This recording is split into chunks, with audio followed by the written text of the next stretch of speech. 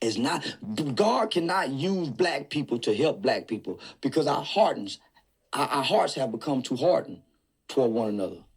Mm-hmm. White people is what God got to use again. And that's what, when you go into the prison system, you see, how do you know you love God? It's what you do for the least of those. When I look in the prison, it's them old white people going around to visit them niggas, them kids. The black church ain't got no big black prison ministry. When they come, so when I start teaching classes at the door parole office, it's the white churches doing all these big donations. So I started going in telling them young niggas, man, who don't know how to talk to white people, and said, man, listen, stop looking for your color to help you. That ain't how God works. He uses the opposite, nigga. How you think we got out of slavery? Same with white people, nigga. White racist people end up with a nigga baby that they love. God uses the opposite, nigga, because your same ain't gonna do right by you. Yeah. So I would teach them that, you know what it's like to be a kid, talk to that kid. And then I would say, go find out who their favorite rapper is. So I created a program called A Street Life Cycle. From working with the old white people and working with the kids, I found out that one of the best ways to bond with a black kid, if you're trying to mentor them or even connect with them, is find out who their favorite rapper is. Interesting. Yeah, because it's something they can... Because you're finding out who they are. Right. Mm-hmm. They're living through the lyrics and the imagery. Yeah. So go listen to that rapper and come back, and now you got talking points. Mm-hmm. Well, why do you like him? He's talking about violence. That's how I created the program. Say, nigga, who y'all favorite rapper? And I would go listen to him.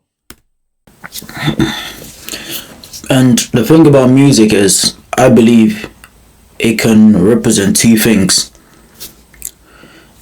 The music that we listen to can either be because it represents us in regards to what we've been through, or it can represent what we want to be, or it could be a mix of both. Like, for example, I listen to country music, old school country music. Like, I love country music, but sometimes I might listen to rap. I don't really listen to rap as often. And sometimes I might just listen to, some Adele, different types of songs. I listen to all different types of music, but I haven't lived all those different types of, but I have lived different phases in my life that represents all those different genres of music that I listen to. So sometimes if you do listen to that kind of music, it can indicate and help you bond with children, because maybe it could be what they're going through, that's why they like the artist. It might be what they aspire to be, that's why they like the artist. So you listening to music specifically will not always give you the exact answer to what you're looking for, but it will give you, like you said, a talking point, a certain position to be able to connect to the child to a certain extent based on the music that they listen to. Come back that Thursday and say, man, that nigga talk about killing, man, and break the lyrics down. But I started noticing that's their character traits, those lyrics. That's why they're drawn to them. They're trying to develop their identity. So certain rappers that kids say they favorite tell me a lot about their behavior traits. Mm-hmm. And so I created a program around negative rap music, in contrast to teaching kids how to do poetry and show you there's a difference, but it's similar. Why does one have this effect and the other one don't? And I use movies to teach the value system, that most niggas don't have a value system. They got it from the movies. That's why they can't stand on the value system when it's time.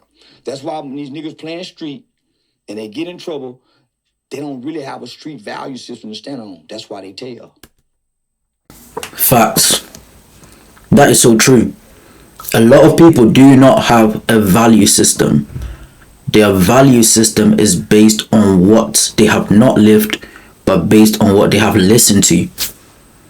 Like, I remember, like, a couple years ago, I used to listen to a lot of Red Pill content. Yes, there is some truth to it, but everything that I learned was not based on experience, but based on what I was listening to, and I was applying it to my life. So my identity was based on what I'd heard other people say, and I did. But when it came to a situation that I personally had to face, that I had not listened to from them, I did not know how to react because that is not me. The only way that I can find an answer to how to react to a certain situation is if I go back and search up, how to handle dysfunction, how to handle when a girl does this, how to handle when a guy tries to disrespect you. Like, it did not naturally come to me. I was expecting to go on social media to get answers before I reacted. And that's the truth. As he said, a lot of these people listen to rap. Yeah. In their mind, they fully believe they are rappers, they are gangsters, until reality hits where they actually have to be in the position to be that. And like he said, they start snitching because they realize they're not really about that life.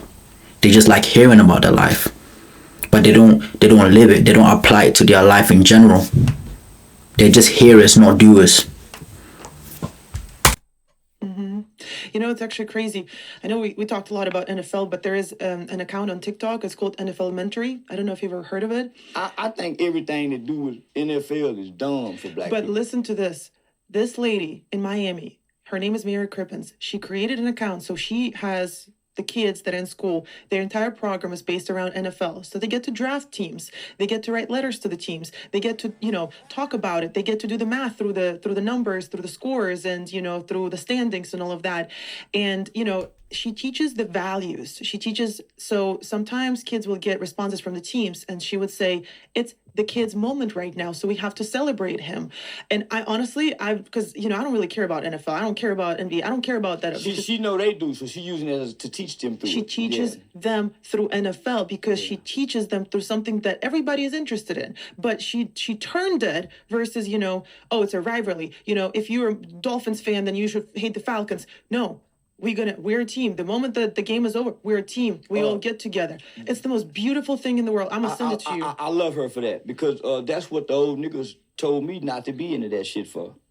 The old nigga Pop said, the basketball mind, the black boy got a dumb mind because all he got is a basketball mind, a football mind, a gang-banging Crippin' blood mind, a rapping mind. The black American boy ain't got a banking mind. He ain't got an astronaut mind. He dumb and stupid. And guess what he do? You know what keep the black boy divided? Football and basketball. Because you get the two black boys together, guess what's going to divide them? They football team. Guess what's going to divide them? They basketball team. So the old man told me, and it took me a long time to understand this until I got on the internet and started looking at this shit. He said, 2 black men in America don't have no business waking up, getting together, doing nothing. I said, why, Pops? He said, because they ain't gonna build a goddamn thing. All they gonna do is go somewhere and argue, because the black man like to talk less, do more. All the black motherfuckers, that's why everywhere you go, you see a black motherfucker talking. He go argue over football and basketball. Emmitt Smith, Walter Payton, divided.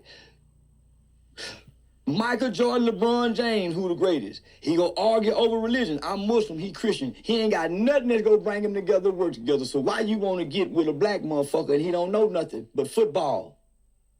So the old nigga told me don't watch black people and don't watch white people because they sitting around talking with hate in their heart. Watch the Asians and the Jews because they doing economics. They get money. They got business. The black boy and the white boy talking social bullshit and ain't got no business. And it's a capitalist country. So the old man told me don't pay attention to sports talking people. My mind too big. I don't watch sports. I can't sit there that long and do nothing. And my mind is working. Facts. I do believe I love sports. Like, I like watching sports. But whether my favorite team loses or wins, it doesn't affect how my day goes. It doesn't affect how I treat other people. Because I am not emotionally attached to these things.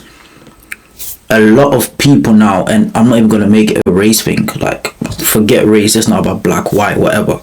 They are so emotionally invested into sports that if their favorite team loses and maybe your friend's favorite team won against you, you are really gonna despise your friend and get angry at your friend because you're emotionally attached to a game that doesn't benefit your life. People emotionally invest themselves into things, into distractions, rather than their future. You don't invest in how to make money. You don't invest in, you know, you want to start a business, but you don't invest in, oh, what knowledge can I acquire to you know, make my business successful. But you rather invest into other people that are not investing back into you. It just doesn't make sense. But yeah, that's the end of the video, guys. Just let me know what you think down in the comments. Don't forget to like, comment, share, subscribe. Keep supporting your boy. Stay blessed.